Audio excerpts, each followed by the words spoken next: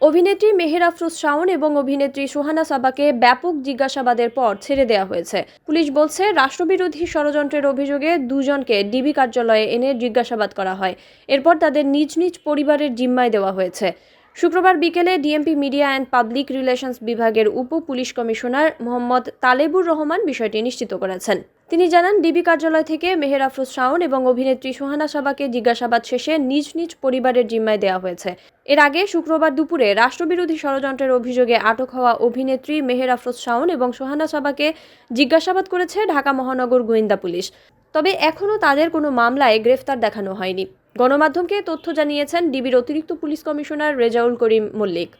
তিনি জানান, মেহের আফরোজ শাওন ও অভিনেত্রী সুহানা সাবাকে জিজ্ঞাসাবাদ করা হচ্ছে। তাদের কোন মামলায় গ্রেফতার দেখানো হবে সে সিদ্ধান্ত হয়নি। এ বিষয়ে পরবর্তী সময়ে জানানো হবে।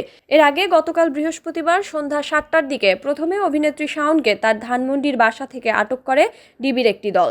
এর কয়েক ঘন্টা পর মধ্যরাতে 12:30টার দিকে একই এলাকা থেকে আটক করা হয় সুহানা সাবাকে।